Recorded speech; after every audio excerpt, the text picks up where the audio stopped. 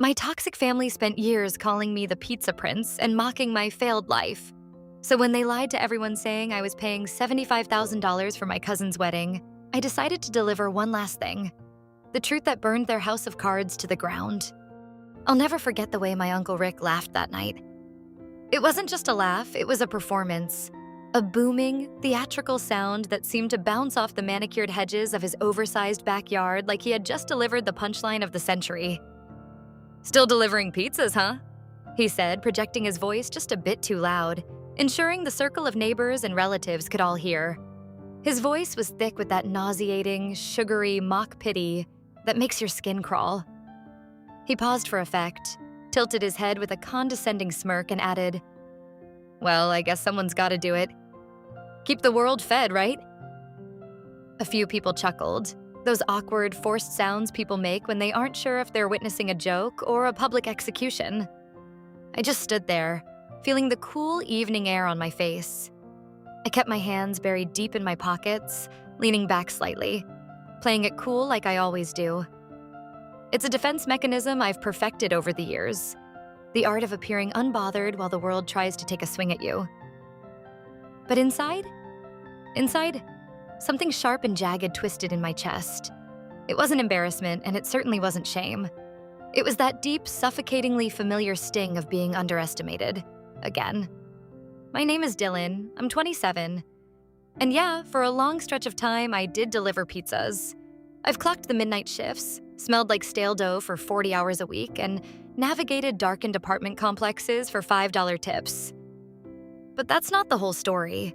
It's not even the table of contents. To understand why I was standing there letting Rick use me as a verbal punching bag, you have to understand my family. I grew up in a household that was loud, opinionated, and perpetually hovering. We aren't the kind of family that has warm, fuzzy gatherings with board games and homemade pie. No, our reunions are more like a high-stakes corporate mixer disguised as a barbecue. It's all sharp elbows, subtle power plays, and bragging rights hidden behind helpful advice. My dad, before he passed away, used to call it competitive kindness.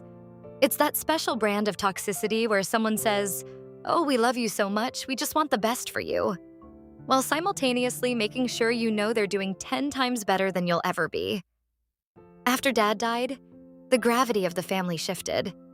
My mom, bless her heart, tried her absolute best to keep the peace, but without my father's grounding presence, the vultures started circling.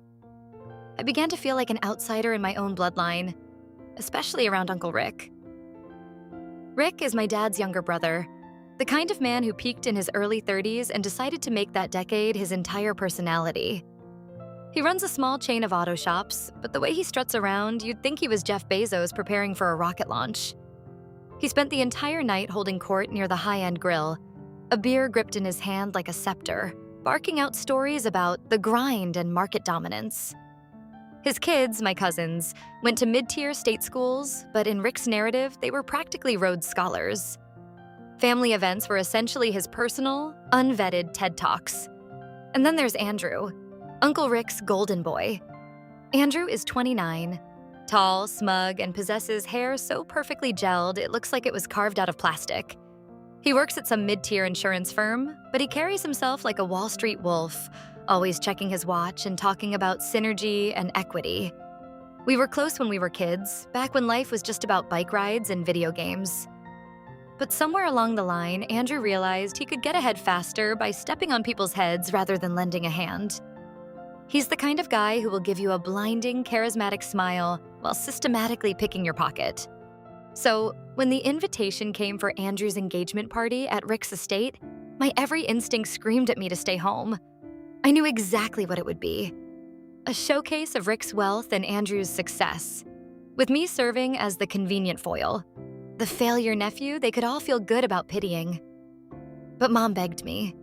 She looked at me with those tired eyes and said it would mean a lot to her, that she didn't want the family speculating about why I was hiding. I knew what she meant.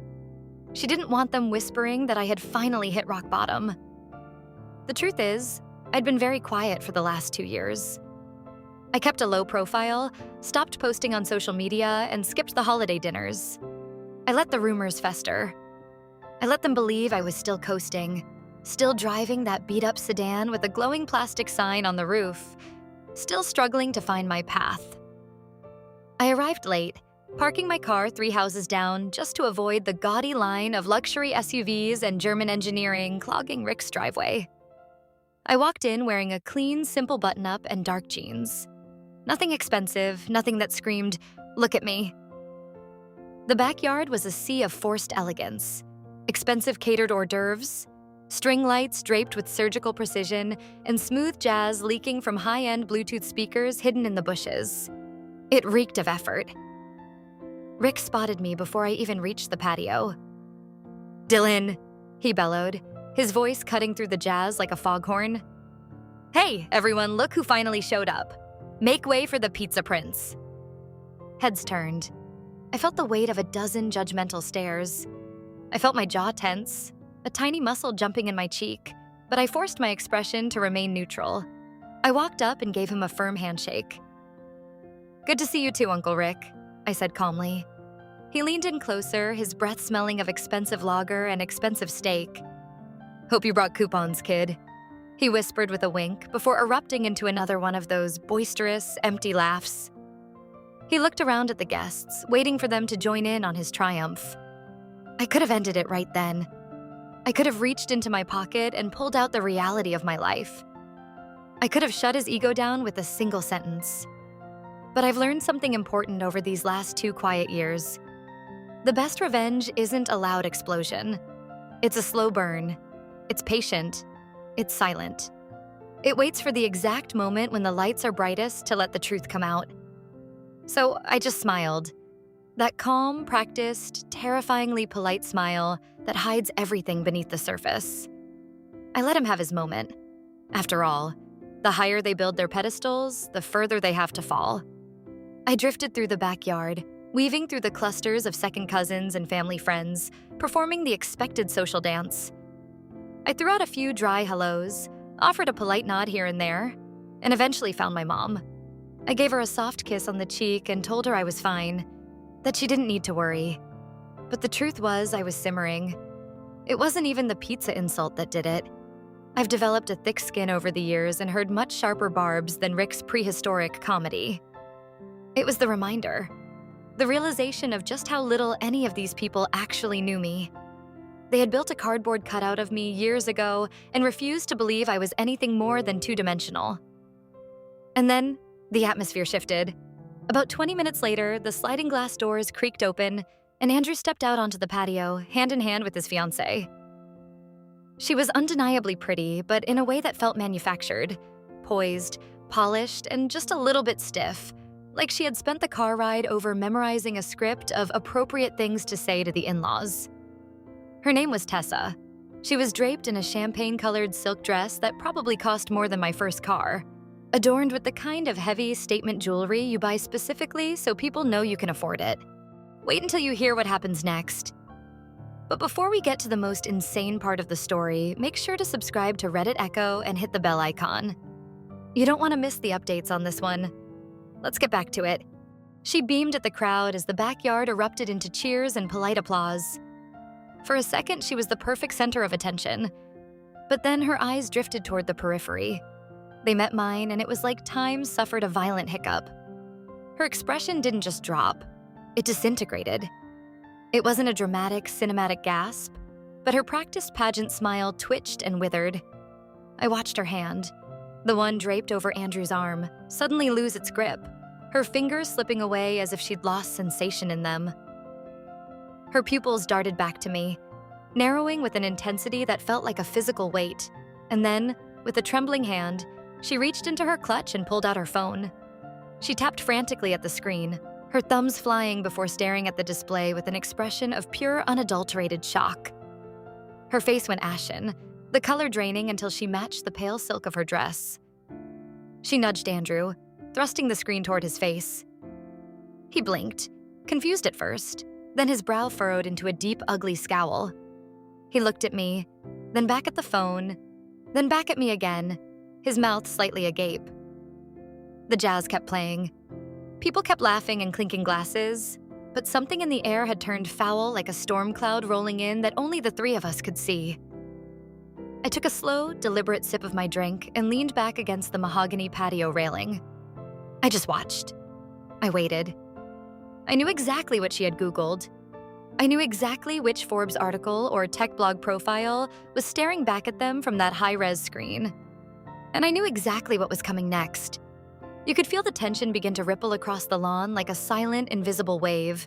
No one was saying anything yet. Not directly, but the body language in the yard began to warp. The glances started. Little shifts in posture. Andrew kept cutting his eyes toward me, his gaze narrowing as he tried to jam the pizza delivery boy version of me into a puzzle that suddenly had too many pieces. Tessa leaned in and whispered something frantic into Andrew's ear, her eyes never leaving me. Then she excused herself with a shaky hand gesture and disappeared back into the house. Andrew stood there looking stunned for a heartbeat, completely short-circuited, before he turned on his heel and followed her, not even bothering to hide his desperation. A few people noticed the abrupt exit. Uncle Rick tilted his head, his beer midair, looking confused by the sudden departure of his golden boy. He muttered something to one of his buddies, and they let out another round of that booming, hollow laughter, likely another jab at my expense to fill the silence. But the vibe had fundamentally changed. I didn't say a word. I just let the silence sit there and cook. You'd think a family would see someone go pale, whisper urgently, and bolt indoors like they'd seen a ghost and think, "Hey, is everything okay?" But not this family. Not the Ricks and Andrews of the world. They didn't ask how I was doing or what my life actually looked like. To them, I was just a background character in someone else's highlight reel, a prop used to make their own lives look brighter. I waited a few minutes before wandering inside to refresh my drink. As I turned the corner into the hallway by the guest bathroom, I saw them. They were huddled together, the glow of Tessa's phone illuminating their panicked faces. Andrew's face had turned that same sickly shade of disbelief. His voice was a harsh, low hiss, but I caught the tail end of his sentence as I strolled past. "That can't be him. No way. He was delivering. He delivers pizzas, for God's sake, Tessa." Tessa just shook her head, her voice trembling but certain. "It's him, Andrew. Look at the eyes, look at the name of the venture firm. It's definitely him." I kept walking, my footsteps silent on the plush carpet. I didn't look back. I didn't acknowledge them. My heart was thudding against my ribs like a trapped bird, but my face was a mask of pure, cool stone. Collected. Unbothered. The kitchen was empty, bathed in the soft glow of under-cabinet lighting. I grabbed a soda from the massive stainless steel fridge and took a few slow, methodical sips. I closed my eyes for a second, breathing deep, grounding myself. I knew how this was going to go. It wasn't going to be a screaming match. There wouldn't be a dramatic confrontation or thrown drinks. That wasn't the brand. This was going to be the slow, controlled, manipulative death by 1,000 smiles that my family specialized in. I didn't have to wait long. By the time I stepped back out onto the patio, the atmosphere had mutated. It wasn't loud. It was just subtly wrong. People I'd known since I was in diapers were suddenly looking at me with these forced, tight-lipped smiles. The kind you give when you're pretending not to know a massive, world-altering secret. Uncle Rick was tracking my every move now, his eyes darting between me and the back door where Andrew had vanished. Even Aunt Liz was in on it, wearing that fake concern face she puts on when she's fishing for gossip but wants to look like she's offering a prayer. The stage was set, the masks were slipping, and I was just getting started. I leaned back against the weathered wooden post of the patio, the cheap string lights humming right above my head, casting a flickering, artificial glow over the entire charade. I was done. Done mingling, done playing the part of the quiet nephew, and done swallowing the lukewarm platitudes of people who wouldn't have looked my way if I were on fire. That's when Andrew approached. The smug, main character energy he usually radiated had completely evaporated, replaced by a twitchy, defensive confusion. He looked angry, honestly, like I had personally pulled a fast one on him, like I owed him an itemized explanation for my own success. "Hey," he said, his voice tight, vibrating with a frequency of pure irritation. I slowly raised an internal eyebrow, keeping my face a mask of casual indifference. "Hey." He flicked his gaze around the yard to make sure no one was eavesdropping, then lowered his voice into a conspiratorial hiss. So, you want to maybe explain what the hell this is? He shoved his phone toward my chest. There it was, a Forbes feature. It wasn't a cover story, just one of those 30 under 30 style sidebars they run on rising entrepreneurs who are actually moving the needle. My face was staring back at us, clean-cut, professional, and looking nothing like the pizza prince they had spent all night mocking. It was the sanitized version of my life, the one where my company's valuation was public knowledge. I gave a non-committal shrug. You Googled me, Andrew. Looks like you found exactly what's out there. His jaw worked back and forth, his face turning a blotchy red. So what? You've just been sitting on this? Letting everyone here, your own family, think you're still some broke delivery guy? Letting? I repeated, my voice dropping an octave, cool and steady. I didn't exactly correct anyone, sure, but I never once said I was broke. You guys just filled in the blanks with what made you feel superior. He let out a sharp, jagged laugh under his breath. You're unbelievable, Dylan, truly. I get that a lot, I said, taking a slow, agonizingly calm sip of my soda. You know what this looks like, right? He snapped, his control finally fraying at the edges. It looks like you were trying to make us look like idiots, like you were setting us up. I didn't blink. I didn't need any help making you look stupid, Andrew. You and your dad handled that just fine the second I walked in. His jaw tightened so hard I thought a tooth might crack. Tessa is freaking out, man. She saw a clip. She said you were at some massive tech summit in Vegas last year. That you were on a panel with Elon Musk. What is that? I tilted my head, pretending to search my memory for a fleeting second. Oh yeah, that was a weird weekend. The guy is even stranger in person, if you can believe it. You're messing with me. He growled, his hands balling into fists. No, Andrew, I'm really not. Just then, the shadow of Uncle Rick loomed over us. He stepped between us like a referee, but the mock pity was gone. Now he looked hungry. His eyes were wide, calculating, darting between me and the phone screen like he had just caught the scent of fresh blood and expensive cigars. Everything all right here, boys? Rick asked. His voice had lost its booming authority. It was probing now, oily. Everything's fine, I said before Andrew could spill his guts. Uncle Rick gave me a long, searching look, his smirk returning, but this time it was different. It was the look of a man trying to figure out how to pivot. Heard there's some kind of mix-up going on? Didn't realize you were the big tech mogul now, Dylan? Keeping secrets? I shrugged. I don't usually bring it up. It doesn't really vibe with the whole broke delivery guy aesthetic you like so much. He laughed, but the sound was hollow. You've really been pulling a fast one on us all this time, huh? Playing the long game? Nope, I said, my voice as flat as a desert floor. You just never asked. You were too busy talking about yourself. The night should have ended there, with me walking to my car and disappearing into the darkness. But this is my family. Once the dam broke, there was no stopping the flood. Once Tessa and Andrew started whispering their version of what they'd found, the rest of the family turned into amateur private investigators. Within an hour, smartphones were out all over the backyard. One cousin found an old Bloomberg interview. Another stumbled upon the press release for my startup's latest funding round, the one that put us at a 9-figure valuation.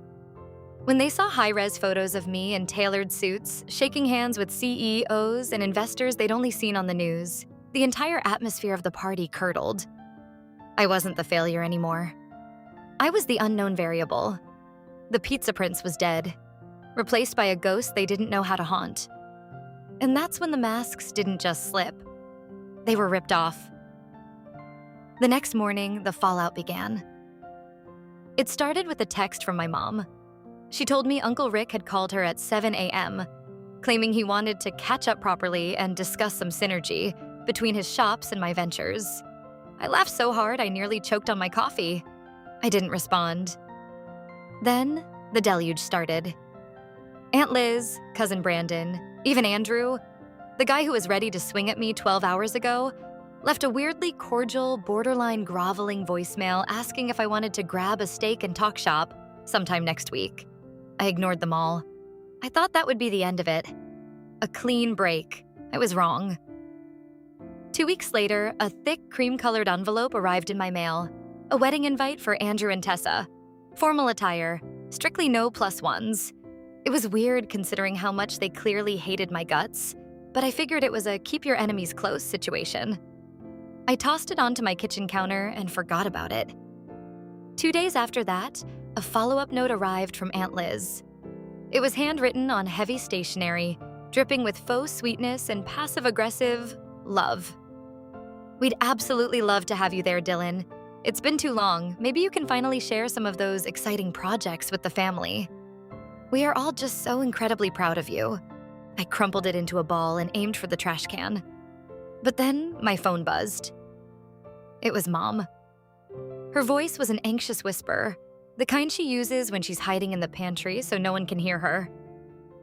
"Dylan," she said, her breath hitching. "Do you have any idea what they're telling people?" "No, Mom. And honestly, I don't want to know." She hesitated, the silence on the line heavy with dread. "Dylan, they've been telling everyone, the whole extended family, the vendors, the guests, that you are funding the entire wedding." I froze.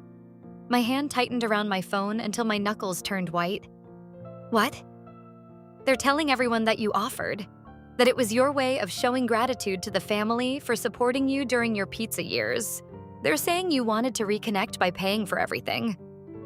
My blood ran cold, then turned into pure boiling lava. They weren't just trying to get close to the money. They were trying to trap me into paying for the very pedestal they wanted to stand on while they looked down at me. They wanted a war? Fine, but they had no idea who they were dealing with. I hadn't spoken a single word to Andrew since the night of the engagement party.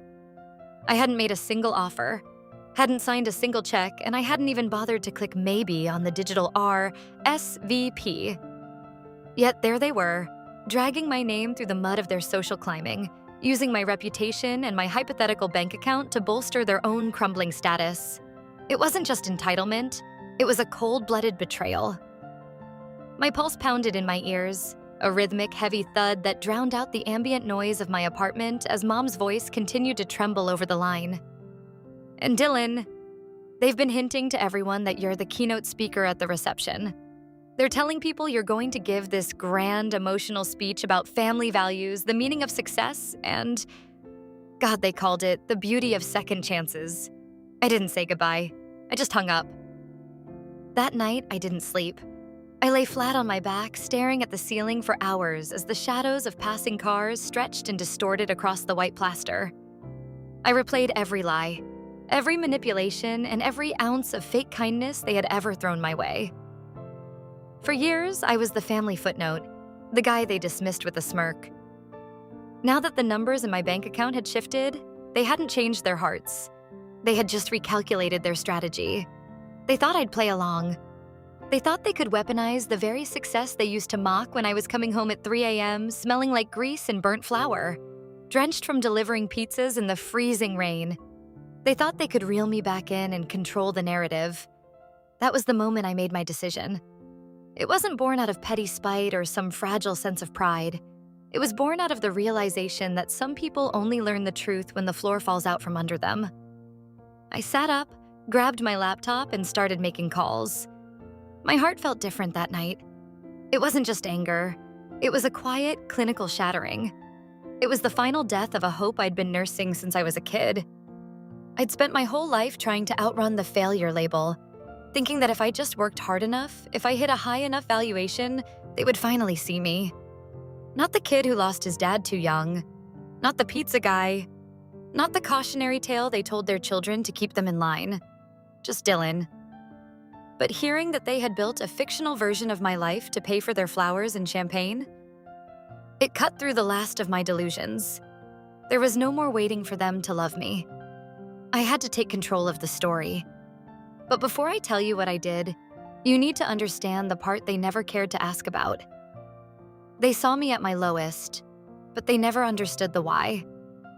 2 years after I graduated college, the world I had built collapsed. I'd taken a job at a fintech startup right out of the gate. I wasn't looking for glamour. I believed in the mission. I lived at my desk. I skipped meals, worked every weekend, and poured every ounce of my soul into a product I thought would change things. Then, the nightmare happened.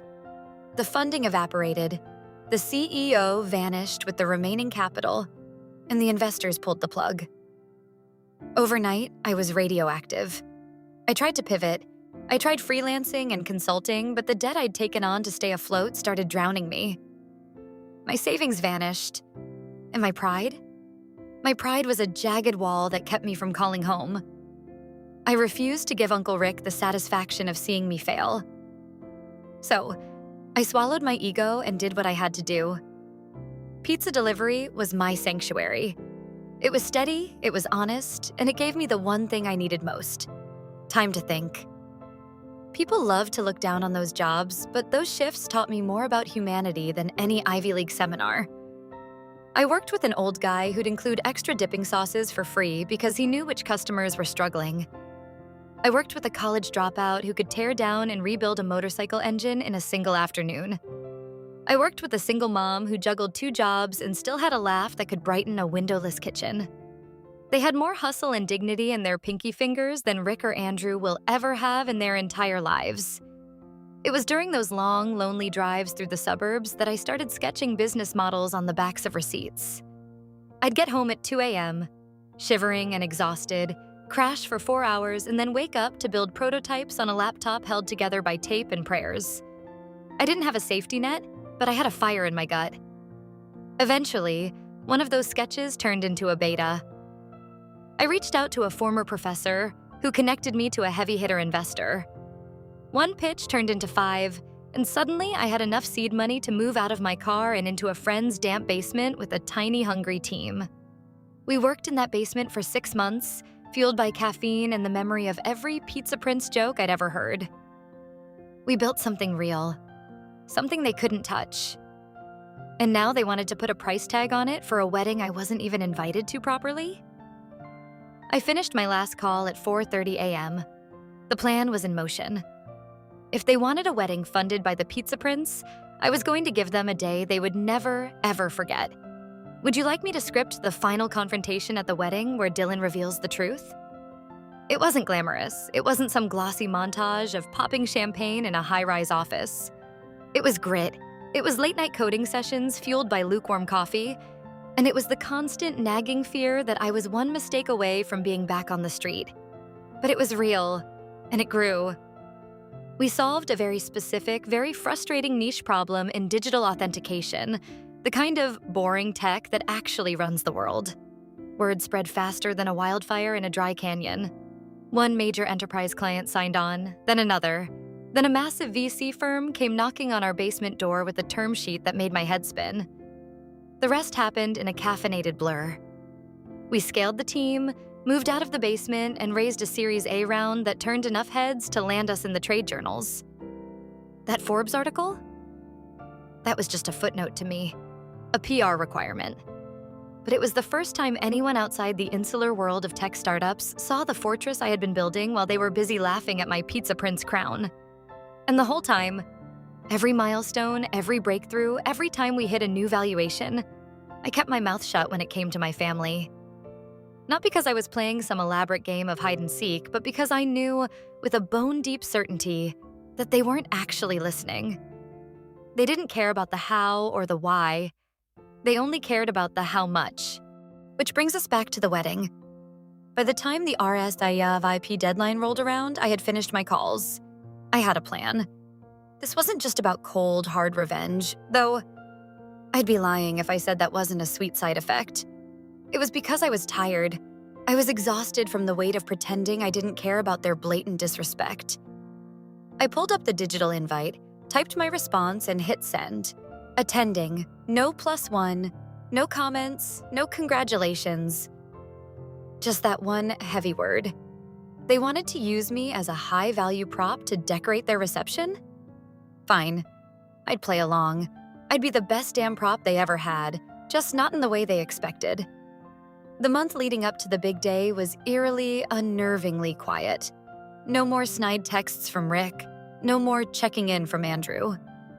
It was as if the entire family was collectively holding its breath, waiting for the moment the spotlight turned on so they could bask in the reflected glow of my bank account.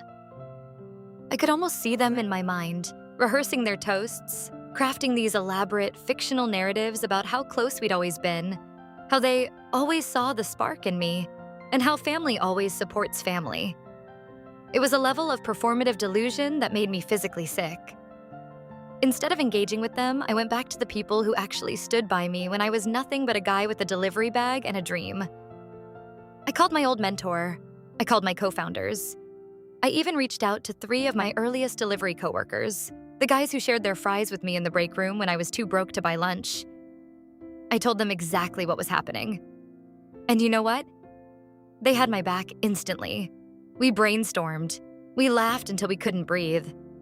We even joked about me showing up to the reception in my old delivery uniform, carrying a stack of lukewarm pepperoni pizzas just to see the look on Rick's face. But underneath the jokes, there was a quiet, solid sense of solidarity. These were the people who had seen me fail, who had watched me pull myself out of the dirt, and who didn't need a LinkedIn headline to validate my existence. They knew the truth. For the first time in years, I felt grounded. I realized I'd spent so long chasing success, thinking it would fill the jagged hole left by my dad's death and the constant stabs from my relatives. But success is just a number. It's the people who stay when the money is gone who actually fill the holes. The night before the wedding, I flew in. I didn't check into the luxury resort they'd booked for their VIP guests. I got a room at a modest, clean hotel across town.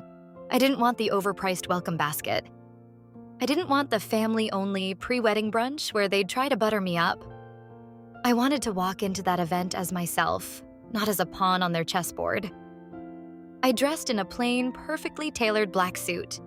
No tie, no flashy designer logos, just clean lines and a quiet, lethal confidence. And yes, I brought something else.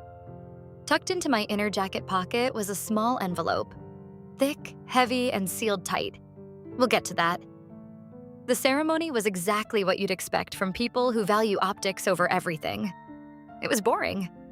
Andrew stood at the altar, grinning like he'd just won a lottery he didn't work for.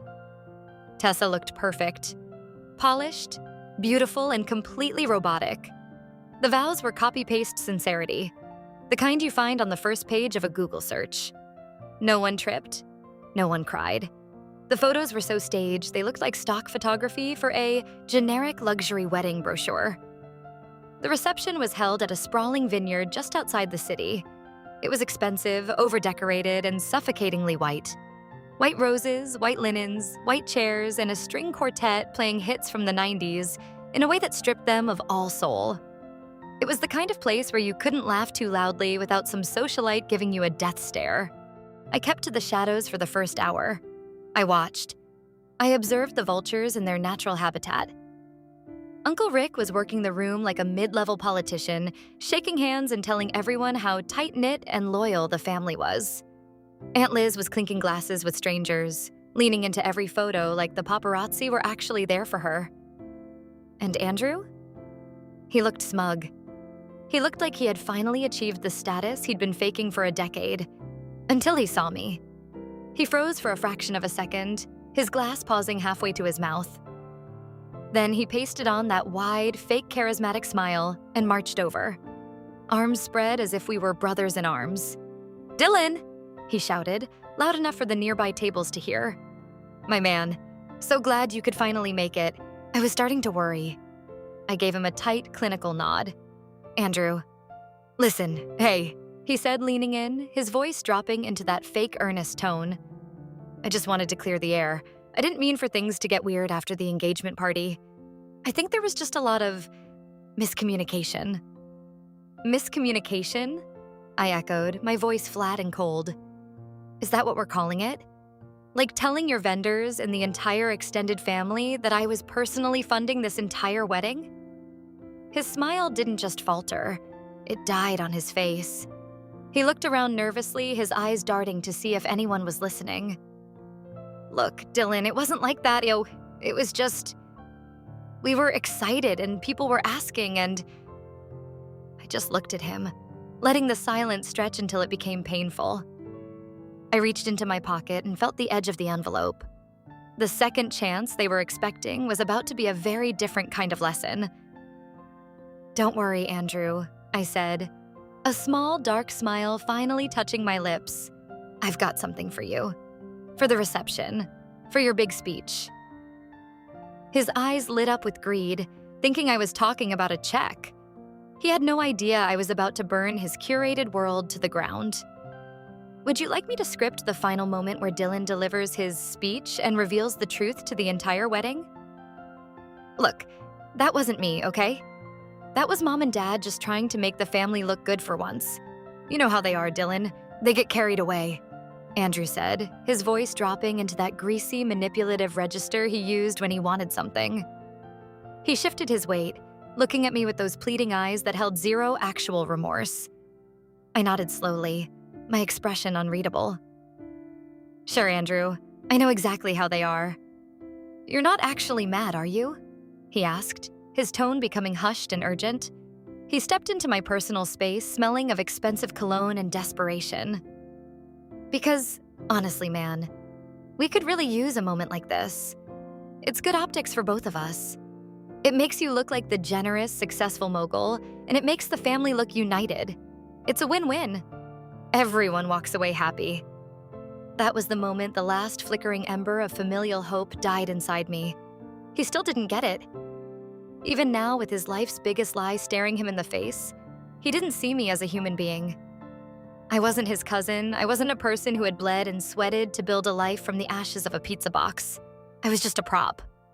I was a win-win scenario. I was a story he could tell to make himself feel like he mattered. I took a half step closer, my voice barely a whisper, but sharp as a razor. "Don't you worry about a thing, Andrew. I've got something special planned for tonight. It's going to be a moment no one ever forgets." His eyes lit up with a sickening, gluttonous spark. He actually thought I was finally giving in. He thought the pizza prince was writing a check to buy his way back into their good graces. "Really? You mean it? That's my guy." He reached out to clap me on the shoulder, but I stepped back before he could touch me. "Really?" I said.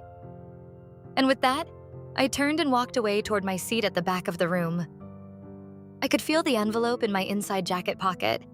It felt heavy. Not just from the thick premium paper, but from the sheer weight of the truth it contained. Because that's the thing about rebuilding your life from absolute rock bottom. You gain the perspective to see exactly who deserves a seat at your table and who needs to be cut off with surgical precision. I don't think I've ever seen Andrew more smug than he was during that reception. He glided through the vineyard crowd like he was the freaking Prince of Monaco. He was shaking hands, throwing out inside jokes to people he barely knew, acting as if his last name carried the weight of a royal dynasty. It was one of those quintessential Reddit tier influencer weddings where nobody actually cared about the love between two people. They were just there to be seen, to post on Instagram, and to pretend they were part of the elite. Andrew was the lead actor in a theater of vanity. But tonight, I wasn't just another guest at table 12. I was the wild card they hadn't accounted for in their optics. The envelope was tucked into a thick paper sleeve bearing my company's simple, minimalist logo. No frills, no drama, just a silent promise of the chaos about to unfold. And the best part? I hadn't come alone. That was something my family, in their infinite narcissism, never thought to ask. They never wondered who I actually trusted. For them, trust was a transaction. You trusted people who could get you a table at a Michelin star restaurant or someone who could boost your social standing. For me, trust was something forged in the dark, quiet places of the world. It was built over bitter coffee at 3 a.m. after a pitch had failed and the lights were about to be cut off. It was built on rainy pizza shifts when you loaned a coworker gas money without asking for it back. It was built in that dingy, cramped basement where we almost gave up a dozen times, but didn't. Those are the people I called. Some of them were here tonight. They weren't in tuxedos, and they definitely weren't on the official guest list, but they were in the building. When you grow up with nothing, you learn how to move behind the scenes. You learn how to identify leverage, where it's hidden, and exactly when to strike to ensure the maximum impact. The weeks leading up to this wedding hadn't just been about me stewing in my own anger or writing clever one-liners in my head. I had used that time to do what I do best: research. I didn't go digging for dirt because I wanted petty revenge. I went digging because I needed to know exactly how deep the rot went in Rick's household. It turns out, Andrew had more secrets than a CIA vault. The wedding was costing upwards of $75,000, a staggering amount for someone on his modest insurance salary. The venue alone cost more than most people's annual rent. Black tie mandatory, signature cocktails, a live jazz band, a branded neon photo booth, imported lilies. It was a red flag the size of a billboard. But nobody questioned it because they all assumed the pizza mogul was footing the bill. They counted on my silence. They figured I'd be too embarrassed to cause a scene or too desperate for their approval to say no. They were wrong. I talk when it matters. I had found out from a mutual acquaintance, a guy who used to work with Andrew, that my dear cousin had been floating investment opportunities to his coworkers for the past year. He had been telling everyone he had an inside track with my startup. He told them that if they got in now, through him, they'd see a 500% return within 6 months. He wasn't even subtle. He used my name, my face, and my company's private data to scam people he worked with just to fund this one night of fake glory. The music was swelling, and the best man was tapping his glass with a spoon. It was time for the speeches. I stood up, adjusting my jacket, feeling the cool weight of the documents in my hand. The pizza prince was about to deliver something that wasn't on the menu. Would you like me to write the final scene where Dylan interrupts the speeches and reveals Andrew's fraud to the whole wedding? He didn't just mention my name over drinks. Andrew had turned my life's work into his own personal Ponzi scheme. He was showing people my press clippings like they were family photos, screenshotting my LinkedIn profile to prove proximity, and quoting specific growth statistics from articles I'd been featured in. He told his marks, and let's call them what they were, marks, that he had a direct private line to me, that I trusted him with my life, and that we were, for all intents and purposes, co-founders in spirit. The kicker? The absolute gut-wrenching audacity of it all? He had already grifted almost $60,000. It wasn't enough to cover the entire $75,000 vineyard extravaganza, but it gave him the perfect financial padding to book the high-end vendors and confidently pretend he was paying out of pocket. The rest of the funding came from quiet, greasy promises made to Uncle Rick's inner circle. These were local businessmen who thought they were buying a ground floor ticket to the next tech unicorn. They assumed that if Rick's own nephew was the brain trust, the whole thing was as legit as a treasury bond.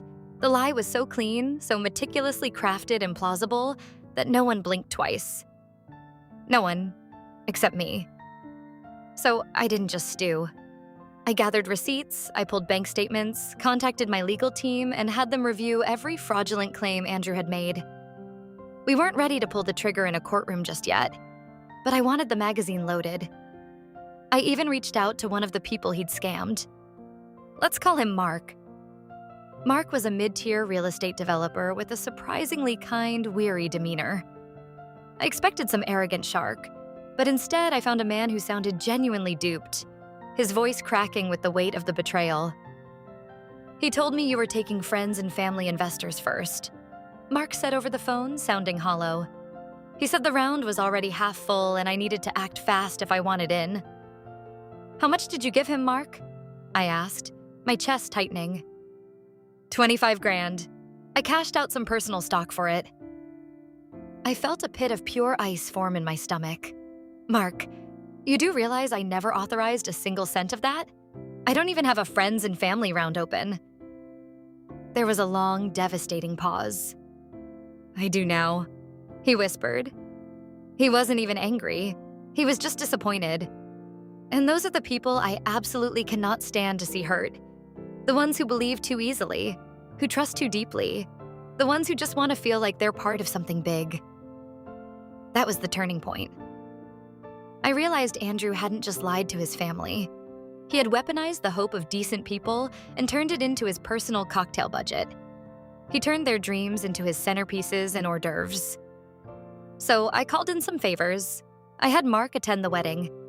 He wasn't on the seating chart, but he came as a +1 to one of my co-founders who had RSVP'd at the last minute using a fake name.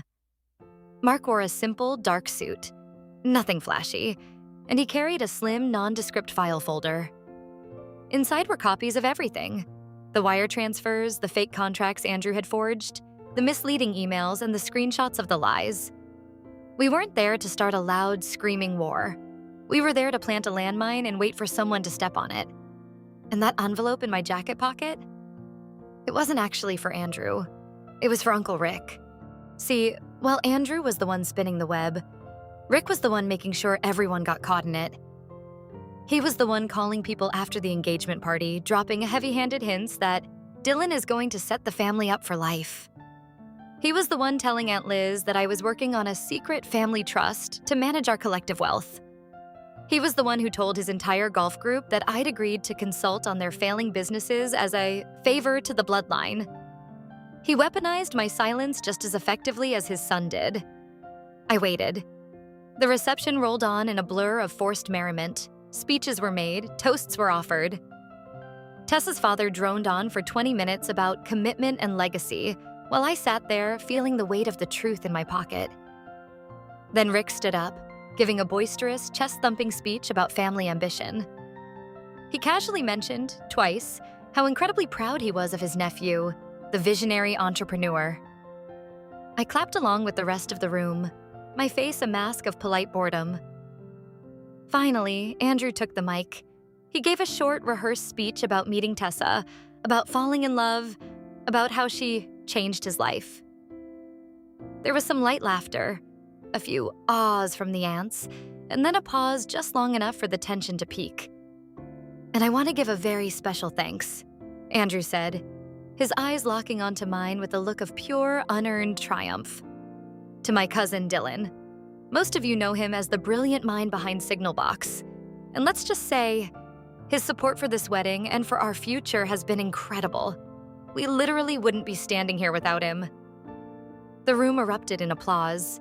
People turned to look at me, their faces full of newfound respect and greed. I didn't clap. I didn't smile. I stood up slowly, the silence of my movements contrasting with the roar of the room. I walked calmly across the vineyard floor, the grass crunching under my shoes, and approached the head table. Uncle Rick was beaming, looking like a man about to receive a massive, life-changing check. I stopped right beside him. I reached into my jacket, pulled out the heavy envelope, and slid it across the white linen tablecloth. "For you," I said, my voice low and steady. Rick blinked, his grin faltering slightly. "What's this, Dylan?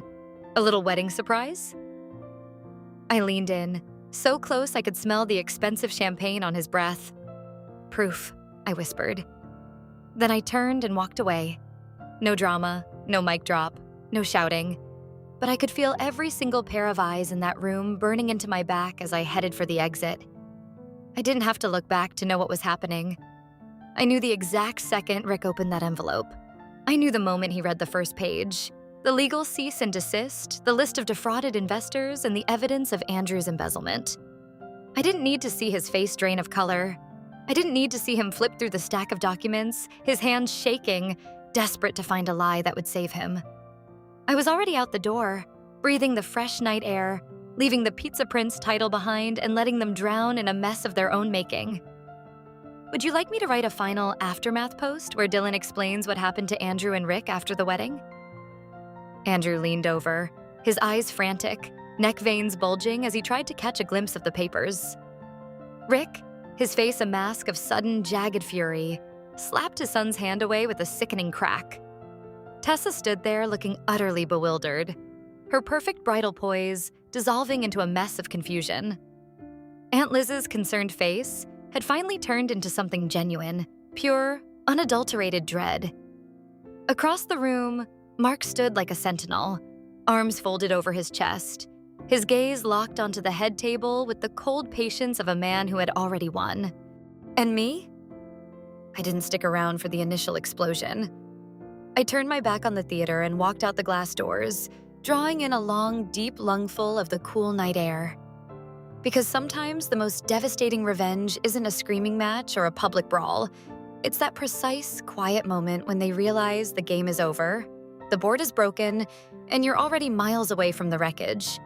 The distant hum of the string lights buzzing overhead and the hollow clinking of champagne glasses behind me began to fade into the background. The silence of the vineyard was peaceful, almost too peaceful, considering the radioactive fallout currently melting down the reception hall. I stayed out there in the dark for a few minutes, giving the contents of that envelope enough time to truly sink in. I didn't need to witness the first detonation to know it was fatal. I'd spent my whole life watching Uncle Rick pivot and charm his way out of tight spots. But this time, there was no exit ramp. No backhanded jokes would fix this. No family-first manipulation could undo the damage. I had left absolutely nothing to interpretation. The packet I'd slid across that white linen wasn't just some vague collection of gotcha moments. It was a comprehensive professional portfolio of their downfall. Every fraudulent claim Andrew had ever typed into an email, every false promise he'd signed using a variation of my name, and every single lie Rick had whispered into the ears of his country club buddies to gain social clout.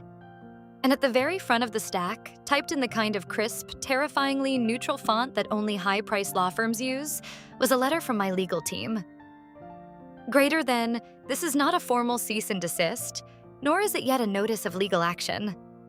However, if the financial misrepresentation and defamation of Mr. Dylan Hale continues beyond the date of delivery, or if Mr. Hale is found to have suffered additional reputational damage as a result of Mr. Andrew Cartwright's false claims, you will receive further legal correspondence from our firm. Greater than it was elegant, it was undeniable. It was the sound of a trap snapping shut. By the time I walked back inside, the air in the room had turned heavy, like the atmosphere right before a massive lightning strike. I didn't have to say a single word. Their faces told the entire story. Andrew was a ghost. Pale, sweating through his designer shirt, his hand white-knuckled as he gripped the back of Tessa's chair. Tessa, for her part, was visibly leaning away from him, her eyes wide with the dawning, horrific realization of who she had just married. Her parents were huddled off to the side, their frantic whispers carrying the weight of a million questions they weren't sure they wanted answered. Uncle Rick sat frozen. He was flipping through the last few pages of the documents again and again, his thumbs trembling, as if he expected the words to change if he just read them fast enough. But the truth is stubborn. It doesn't move. Mark, the man who had actually believed in the lie, finally made his move. He walked toward the head table with my co-founder flanking him like a shadow. They introduced themselves with a terrifying, polite calmness. Mark even offered a small, grim smile. "Hello again, Andrew," Mark said, his voice cutting through the silence like a blade. "Funny seeing you here." Andrew stood up so fast he sent his wine glass tumbling, the red liquid soaking into the tablecloth like a fresh wound. Mark, look, I can explain everything. It's just a misunderstanding." "No need," Mark interrupted, holding up a single hand to silence the stuttering.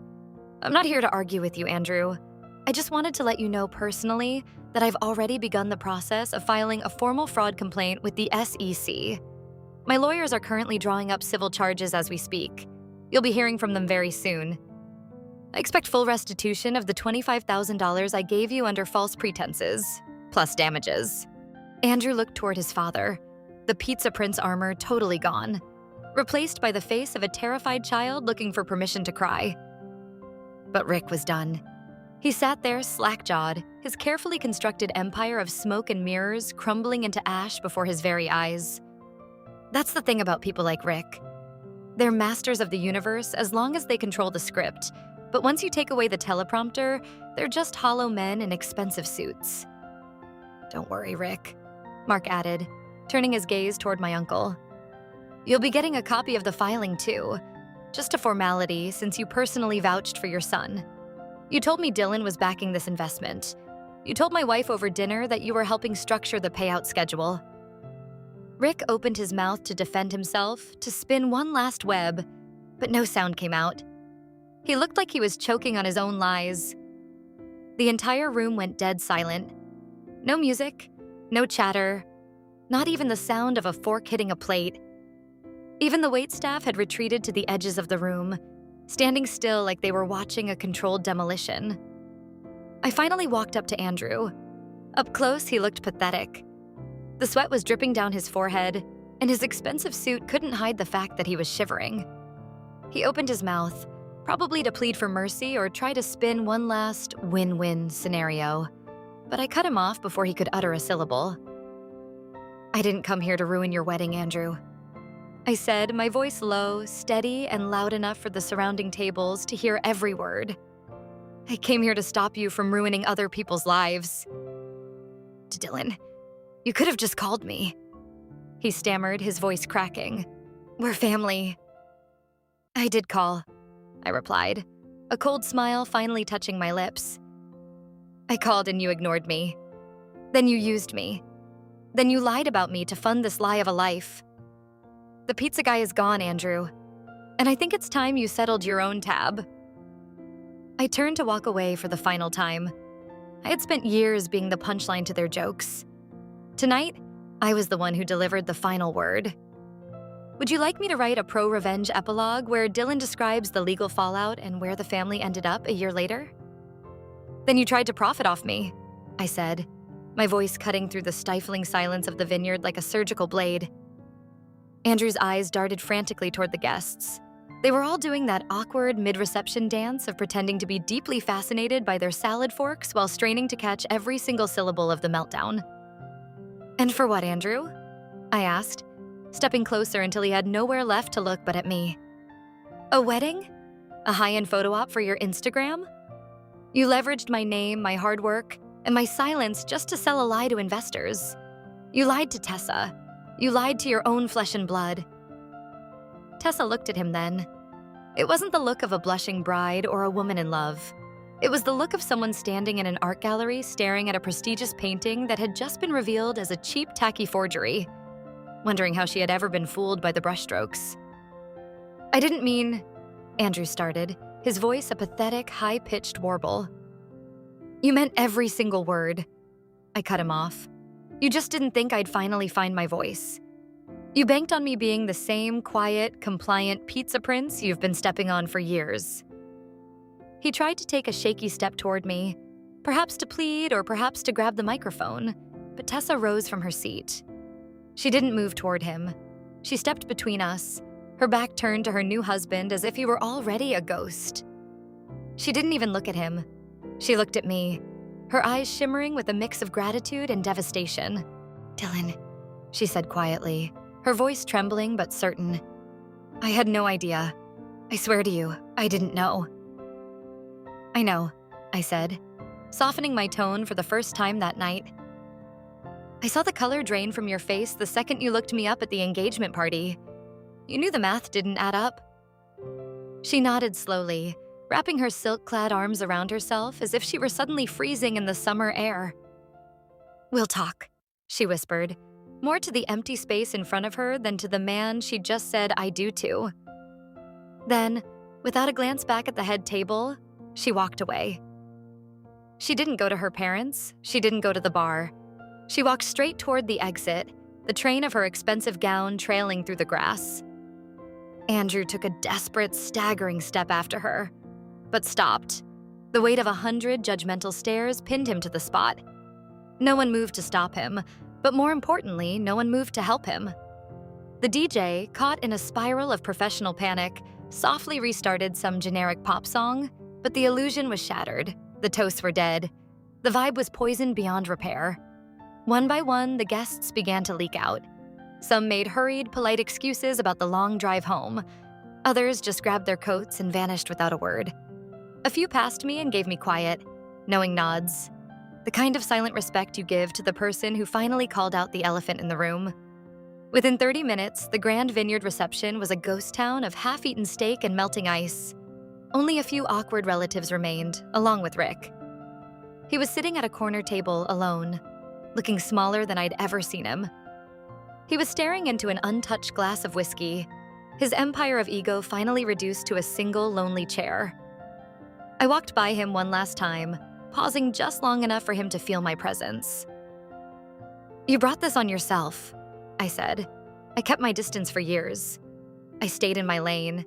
You just wouldn't leave well enough alone.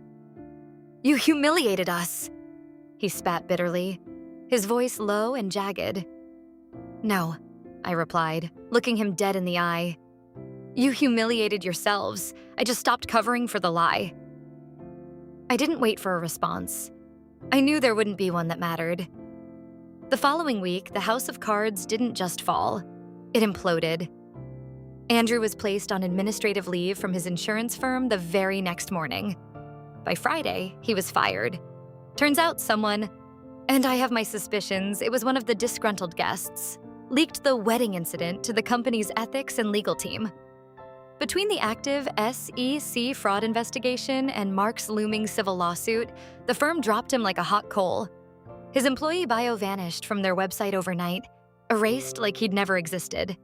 Tessa moved out of their shared apartment before the month was even over. I never spoke to her again, but a few weeks later, a simple cream-colored thank you card arrived in my mail.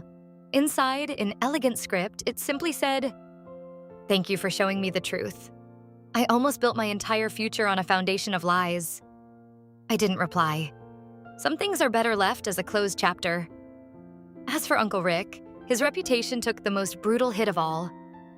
The local business circle is small, and news of his entrepreneur nephew fraud spread like a virus. The investors he'd been preening for were less than thrilled to find out he'd used a family member's success as bait for a hook that didn't exist. 2 of his major joint ventures dissolved within weeks. Rumors turned into a reputation for being untrustworthy. His auto shop franchise still stands, but the Jeff Bezos of the suburbs persona is dead. Last I heard, he'd downsized his lifestyle significantly, trading the mansion for something far humbler. My mom asked me once if I regretted it. She asked with that weary, concerned mother's voice that still makes me feel like I'm 10 years old. I told her the truth. I only regret letting them use me for as long as I did. She just nodded. I think she knew it had been a long time coming. Life moved on. My company didn't just grow, it exploded. We landed a massive government contract 6 months later that nearly tripled our valuation. I hired more talent, expanded our offices, and made sure the team that was with me in that damp basement was taken care of for life. I never delivered another pizza again. But sometimes late at night when the office is quiet and the city lights are shimmering outside my window, I still think about those years. I think about the long shifts, the rain, and the sneers from people who thought they had me all figured out. I think about the silence of the people who were supposed to lift me up and how I survived it all.